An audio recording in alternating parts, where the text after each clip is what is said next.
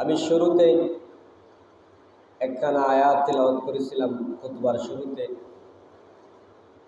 এই আয়াত এবং খুতবার শুরুতে যে হাদিসখানা আমি আপনাদের সামনে পেশ করলাম, এই হাদিস এবং এই আয়াতকে সামনে রেখে আল্লাহ পাক রব্বুল আলামিন যদি আমাকে তৌফিক দেন এবং আপনাদেরকে আমলের নিয়তে হেদায়তের উদ্দেশ্যে শুনবার এবং আমাকে বলবার মতো আল্লাহ যদি তৌফিক দেন, তাহলে কিছু কথা উপস্থাপনা করব সংক্ষিপ্ত আকারে। এবার আসেন, এই আয়াতের মধ্যে আল্লাহ সুবহানাহু ওয়া তাআলা কি বললেন। এই আয়াতের মধ্যে আল্লাহ পাক রব্বুল আলামিন তামাম বিশ্বের প্রত্যেক মুসলমানদেরকে আল্লাহ পাক রব্বুল আলামিন সম্বোধন করে বলেন, ইয়া আইয়ুহাল্লাযীনা আমানু, হে ঈমানদারগণ। আল্লাহ বলেন, ইয়া আইয়ুহাল্লাযীনা আমানু, হে ঈমানদারের দল। কু আনফুসাকুম ওয়া আহলিকুম নারা, তোমরা নিজেও জাহান্নামের আগুন থেকে বাঁচো, তোমাদের অধীনস্থ আহাল পরিবার সন্তানদেরকেও জাহান্নামের আগুন থেকে বাঁচাও। এবার আসেন, এই আয়াতের সংক্ষিপ্ত তর্জমা আমরা শুনলাম। আয়াতের মধ্যে আল্লাহ বলছেন, ইয়া আইয়ুহাল্লাযীনা আমানু, হে ঈমানদারেরা। ও আনফুসাকুম ওয়া আহলিকুম নারা, নিজে জাহান্নাম থেকে বাঁচো, নিজের আহলিকুম আহাল পরিবার সন্তানদেরকে জাহান্নাম থেকে বাঁচাও। এবার এখানের মধ্যে একটা প্রশ্ন এসে দাঁড়ায়। প্রশ্নটা কি? এই যে বলতে পারেন আল্লাহ পাক রব্বুল আলামিন মানুষকে বানাইছেন জান্নাতে দেয়ার মালিক আল্লাহ, জাহান্নামে দেয়ার মালিক আল্লাহ। জান্নাতকে আল্লাহ পাক রব্বুল আলামিন বানাইছেন, মানুষকেও আল্লাহ বানাইছেন, জান্নাতে দিবেন আল্লাহ। জাহান্নাম আল্লাহ বানাইছেন, জাহান্নামে মানুষকে দিবেন আল্লাহ। প্রশ্ন এসে দাঁড়ায়, এই প্রশ্ন হচ্ছে এটা যে আমি নিজেকে কিভাবে জাহান্নাম থেকে বাঁচাবো আল্লাহ যদি না বাঁচান? আমি আমার ছেলে মেয়েদেরকে কিভাবে জাহান্নাম থেকে বাঁচাবো যদি আল্লাহ না বাঁচান? এই প্রশ্ন এসে এখান থেকে দাঁড়ায় কি দাঁড়ায় না? হ্যাঁ, দাঁড়ায়। এই প্রশ্নের জবাব হচ্ছে এটা, মানুষ কৃষিকাজ করে এই ফসল দেন কে? আল্লাহ। ফসল দেন কে? আল্লাহ। জমিনে ধান চাষ করলে সেখান থেকে দান দেন আল্লাহ। জমিনের মধ্যে ফসল দেন আল্লাহ, ধান চাষ করলে সেখান থেকে দান দেন আল্লাহ। সন্তান দেয়ার মালিক কে? আল্লাহ। সন্তান আল্লাহ তাআলা দেন। তারপর এখন যদি আপনি বলে থাকেন যে সবগুলোই তো আল্লাহ দেন, জাহান্নাম থেকেও বাঁচাবেন আল্লাহ, তাহলে আমরা নিজে কিভাবে জাহান্নাম থেকে বাঁচবো? আল্লাহ যে বলছেন নিজেকে বাঁচাও, সন্তানদেরকে বাঁচাও, তাহলে নিজে কিভাবে জাহান্নাম থেকে বাঁচবো? এই প্রশ্নের উত্তর হচ্ছে এই যে ধান চাষ করলে জমিন থেকে দান দেন আল্লাহ। এখানে আপনি যদি লাঙ্গল জোয়াল না নিয়েই যদি বলেন আল্লাহ দিবেন, তাহলে কি দান হবে? কখনো দান হবে না। আপনি ফসল ফলানোর জন্য বীজটা যদি আপনি চাষ না করেন, তাহলে সেখান থেকে আল্লাহ কখনো কি আপনাকে ফসল দিবেন? দিবেন না। আপনি যেমন করে সন্তান দেন আল্লাহ, আপনি যদি বলেন, আপনি বিয়া না করিয়া যদি বলেন সন্তান দিবেন আল্লাহ, আসমান থেকে কি সন্তান আল্লাহ ফেরেশতার মাধ্যমে দিবেন নাকি বিয়ে করতে হবে? বিয়ের মাধ্যমে আল্লাহ সন্তান দেন। আপনি হাল চাষের মাধ্যমে জমিনের মধ্যে ফসল দেন। তার মানে এটার যেই উত্তর, আল্লাহ যেই কথা বলছেন জাহান্নাম থেকে আপনি নিজেকে বাঁচাও, সন্তানদেরকে বাঁচাও, এটারে সেই উত্তর। বুঝে থাকলে বলেন তো দেখি, আপনাকে যে সন্তান আল্লাহ দিয়েছেন, এই সন্তান কি আল্লাহ আসমান থেকে ফেরেশতার মাধ্যমে ডালিয়া দিয়েছেন না বিয়ের মাধ্যমে? বিয়ের মাধ্যমে দিয়েছেন। তাহলে বিয়ের মাধ্যমে আল্লাহ সন্তান দেন। এর মানে বোঝা গেল নিজেকে জাহান্নামের আগুন থেকে বাঁচতে হলে কি করতে হবে? নিজেকে হালাল পথে চালাতে হবে, হালাল পথে চলতে হবে। কথা পরিষ্কার। নিজের সন্তানদেরকে জাহান্নামের আগুন থেকে বাঁচাও আল্লাহ যে বললেন, এটার কি অর্থ? বলে জমিনের মধ্যে হাল চাষ করলে হাল চাষ না করলে যেমন করে ফসল পাওয়া যায় না, অসুস্থ হওয়ার পর যদি বলেন আল্লাহ সুস্থতা দান করবেন, ঔষধ যদি আপনি না খান কখনো আপনি সুস্থতা হবেন না।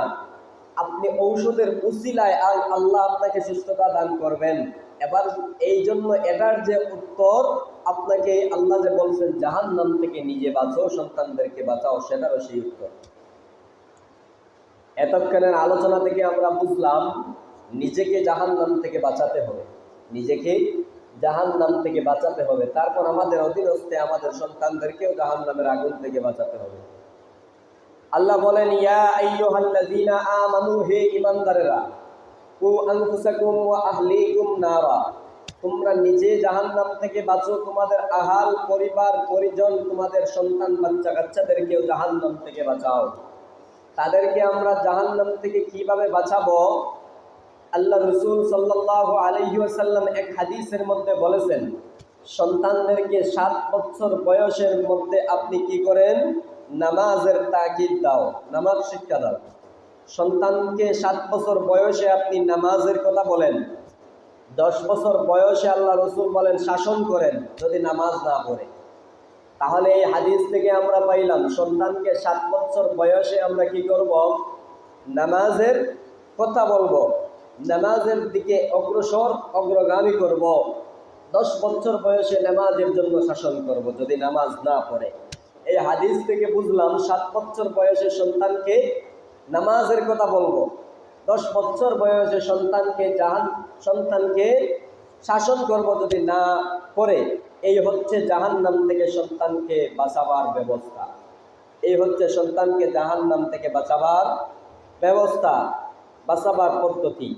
সন্তানকে কিভাবে জাহান্নাম থেকে বাঁচাইবেন? রাসূল বলেন 7 বছর বয়সে সন্তানকে নামাজের কথা বলো, 10 বছর বয়সে সন্তানকে নামাজ না পড়লে শাসন করো। এই হচ্ছে সন্তানকে জাহান্নাম থেকে বাঁচানোর কথা বা জাহান্নাম থেকে বাঁচানোর ব্যবস্থা। এবার বলেন, রাসূল যে বললেন 7 বছর বয়সে সন্তানকে নামাজের কথা বলো, তাহলে সন্তানকে কি নামাজ শিক্ষা দিতে হবে 7 বছরের বয়সে নাকি 14 বছর বয়সে? 7 বছরের আগে। 7 বছরের, যেহেতু 7 বছরে আপনার সন্তানকে বলবেন নামাজ পড়ো, তাহলে শিক্ষাটা দিতে হবে 7 বছরের আগে। আপনার সন্তানকে 7 বছরের আগে শিক্ষা দিতে হবে। আমাদের সমাজের মা বাবারা, কিছু সংখ্যক মা বাবারা সন্তানকে নামাজ শিক্ষা দেয়াকে এতটুকু গুরুত্বই মনে করে না। সন্তানকে যে নামাজ শিক্ষা দিতে হবে 7 বছর বয়সের আগে, গুরুত্বই মনে করে না আমাদের সমাজের বাবা মারা। আবার অধিকাংশ সমাজের মধ্যে দেখা যায় অধিকাংশ মা এবং বাবারা নিজে নামাজ পড়ে, সন্তান নামাজ পড়ে না। অধিকাংশ মা বাবারা তারা নিজেরা নামাজ পড়ে কিন্তু সন্তানকে নামাজের কথা বলে না, সন্তানকে নামাজি বানায় না, এটাও দেখা যায়। আমাদের সমাজের মা বাবা যারা আছেন, সন্তানকে 7 বছরের সময় নামাজের কথা বলবেন, যে 7 বছরের আগেই তো রাসূল বলছেন শিক্ষা দাও, নামাজের শিক্ষা দাও। আপনি 7 বছরের আগে সন্তানকে নামাজের শিক্ষা দেওয়ার কথা বলছেন। তাহলে আপনার সন্তানের দায়িত্ব, আপনি হয়তো আপনার সংসারের কাজের কারণে, আপনার পারিবারিক কাজের কারণে, জায়জামেলার কারণে, সংসার পরিচালনা করার কারণে আপনার সন্তানকে আপনি নামাজের শিক্ষা দিতে পারেন না। বর্তমানে আপনার সন্তানকে নামাজি বানানোর এই দায়িত্বটা নিয়ে নিয়েছে বর্তমানে মাদ্রাসাগুলা। বর্তমানে কি মাদ্রাসাগুলা। আপনার সন্তানকে আপনি 5 বছর বয়সে নামাজের শিক্ষা দিবেন, 7 বছর বয়সে নামাজের কথা বলবেন, 10 বছর বয়সে নামাজ না পড়লে শাসন করবেন। এখন বাবা মারা তারা সংসারের কাজের জায়জামেলার কারণে সন্তানকে নামাজের শিক্ষা নিজে দিতে পারে না। তা বর্তমানে এই সন্তানকে নামাজি বানানোর দায়িত্ব নিয়েছে বর্তমানে মাদ্রাসাগুলো। আপনার সন্তানকে আর যদি আপনি একটা মাদ্রাসায় ভর্তি করেন, 5 বছর পড়ান, আপনার সন্তান যদি মাদ্রাসায় 1ম শ্রেণী থেকে 5ম শ্রেণী পর্যন্ত পড়ে, আপনার সন্তান নামাজি হয়ে যাবে। আপনার সন্তানকে আপনি প্রাইমারি বিভাগে যা পড়ান ওই মাদ্রাসাতে তাই পড়ানো হয়। প্রাইমারি 1ম স্কুলে যেই পরিমাণ বাংলা, প্রাইমারি 1ম শ্রেণী থেকে 5ম শ্রেণী পর্যন্ত যেই পরিমাণ ইংরেজি, প্রাইমারি 1ম শ্রেণী থেকে 5ম শ্রেণী এই 5 বছরের সিলেবাসে যেমন বিজ্ঞান, যেমন ভূগোল, যেমন ইতিহাস, যেমন ইসলাম ও নৈতিক শিক্ষা, সবগুলোই মাদ্রাসাতে আছে। পার্থক্যটা কি? এরা আপনার সন্তানকে প্রাইমারিতে পড়ায় জাহান্নামের দিকে পাঠায়, আর মাদ্রাসাওয়ালারা আপনার সন্তানকে এগুলোই পড়াইয়া জান্নাতের দিকে পাঠায়। পার্থক্য এতটুকু। আপনার সন্তানকে আপনি মাদ্রাসায় ভর্তি করার পর আপনার সন্তান 5 বছরে নামাজ আপনার সন্তান 5 বছর যদি পড়ে নামাজি হবে, সে জাহান্নাম থেকে বাঁচার একটা মাধ্যম। আপনার সন্তান 5 বছর পড়ার পর আপনার সন্তানকে যদি আপনি স্কুলে পড়ান, আপনার সন্তানকে যদি আপনি কিন্ডার গার্ডেনে পড়ান, হাই স্কুলে পড়ান, তখন আপনার সন্তান নামাজি হবে, বেনামাজি হবে না। এর জন্য আপনার সন্তানকে আপনি বাবার দায়িত্ব, আগে নামাজি বানাও, জাহান্নাম থেকে বাঁচাও। প্রাইমারি স্কুলে কি পরিমাণ শিক্ষা দেওয়া হয়? বাংলা, ইংরেজি, অঙ্ক, ভূগোল, ইতিহাস, সমাজ বিজ্ঞান, ইসলাম ও নৈতিক শিক্ষা 5 বছরে আপনার সন্তান শিখে জাহান্নামের দিকে যায়। আর মাদ্রাসার মধ্যে তাই শিখে জান্নাতের দিকে যায়। আবার ওনারা প্রাইমারি স্কুলের মধ্যে পড়ায় আপনার সন্তানদের কি পড়ানোর পর সরকারি বেতন নেয়। প্রতি মাসে 20,000 থেকে 15,000 থেকে 20,000 টাকা। একজন টিচারের বেতন 15 থেকে 20,000 টাকা। ওনারা প্রতি মাসে সরকারি টাকা নেয়, সরকারি টাকা খাইয়া সন্তানকে জাহান্নামের দিকে পাঠায়। আর ওনারা মাদ্রাসাওয়ালারা সরকারি টাকা 1 টাকাও না খাইয়া আপনার সন্তানকে জান্নাতের দিকে পাঠায়। এই জন্য আপনার সন্তানকে মাদ্রাসার মধ্যে যখন 5 বছর পড়াবেন, আপনার সন্তান নামাজি হবে। তাহলে আর বাবা মার কাছ থেকে নামাজ শিক্ষা নিতে হবে না, আপনার সন্তান তখন মাদ্রাসার মধ্যে নামাজ শিক্ষা নিয়ে নেবে। এবার আসেন, আপনার ওই সন্তানটাকে নামাজি বানাবেন, এটা বাবার দায়িত্ব, মার দায়িত্ব। আল্লাহ বলেন, ইয়া আইয়ুহাল্লাযীনা আমানু কু আনফুসাকুম ওয়া আহলিকুম নারা, তোমরা নিজেরা জাহান্নাম থেকে বাঁচো, তোমার সন্তানদেরকেও জাহান্নামের আগুন থেকে বাঁচাও। এখন সমাজের কিছু মা বাবারা নিজে নামাজ পড়ে সন্তানকে নামাজ পড়াইতে পারে না, তাদের জন্য বর্তমানে এই সন্তানগুলার দায়িত্ব নিয়েছে মাদ্রাসাগুলা। মাদ্রাসার মধ্যে আপনার সন্তান 5 বছর পড়লে ওই সন্তান নামাজি হবে, জান্নাতে যাওয়ার ব্যবস্থা হবে। আর আপনার সন্তান কিন্ডার গার্ডেন যেমন করে 5 বছর যদি পড়ে প্রাইমারি স্কুলে, ওখান থেকে যা শিখবে তাই শিখবে মাদ্রাসা থেকে। শুধু বাড়তি কি আপনার সন্তান জান্নাতের দিকে যাবে, এতটুকুই বাড়তি। কোনো পড়ার কোনো দোষ নাই, সমস্ত পড়া সমান এক। প্রাইমারি স্কুলের পড়ার কোনো দোষ নাই, শুধু পার্থক্যটা কি বা দোষটা কি? শিক্ষা ব্যবস্থার দোষ, শিক্ষা ব্যবস্থার দোষ।